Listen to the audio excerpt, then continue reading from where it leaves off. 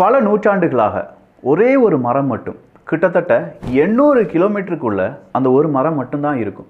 மீதம் இருக்கும் ஏரியா எல்லாமே வெறும் மணல் மட்டும்தான். இந்த மரத்தின் பெயர் தான் ட்ரீ ஆஃப் டெனீர் அப்படின்னு சொல்லுவாங்க. நைஜர் பகுதியில் இருக்கக்கூடிய ஒரு டெசர்ட்ல தான் இந்த ட்ரீ ஆஃப் டெனீர் அப்படிங்கிறது இருந்துச்சு. இதை எல்லாருமே அதிசயமாக பார்ப்பாங்க. இந்த பாலைவனம் வழியாக நடக்கக்கூடிய ஒட்டகமாக இருக்கட்டும், மனிதர்களாக இருக்கட்டும், எல்லாருக்கும் இளைப்பாறுவதற்கு நான் சொன்ன 800 கிலோமீட்டர் தூரத்துக்கு இந்த ஒரு மரம் மட்டும்தான். அப்படிப்பட்ட மரம் எப்படி இவ்வளோ நாள் உயிரோடு இருக்குது அப்படின்னு சொல்கிற கேள்வி விஞ்ஞானிகளுக்கு வருது. அகேஷியா மரம் தான் இது ஒரு காலகட்டத்தில் ஃபாரஸ்டாக இருந்திருக்கு. அதன் பிறகு கிளைமேட் சேஞ்ச் காரணமாக பாலைவனமாக மாறின அந்த இடத்துல இந்த மரம் மட்டும் உயிருடன் இருப்பதற்கான அந்த சூட்சமம் என்ன அப்படிங்கிறத கண்டுபிடிப்பதற்காக 1938 அந்த மரத்தின் அருகே ஒரு ட்ரில் போடுறாங்க.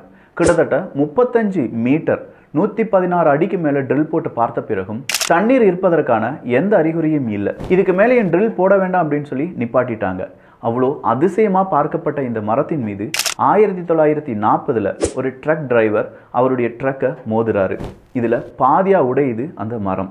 அந்த மரம் ஆனாலும் அதனுடைய உயிரை இழக்காமல் மீண்டும் மீண்டும் மனிதர்களுக்கும் விலங்குகளுக்கும் ஒரு பெரிய மறைவிடமாக இருந்துச்சு. ஆனால் இந்த ட்ரீ ஆஃப் டெனர்னுடைய முடிவு காலம் எப்படி இருந்துச்சு தெரியுமா? 1973 மறுபடியும் குடிச்சிட்டு ஓட்டின ஒரு ட்ரக் டிரைவர் அந்த மரத்தில் அவருடைய ட்ரக்கை மோதுறார். இப்படி அந்த மரம் இல்லாமல் ஆனது.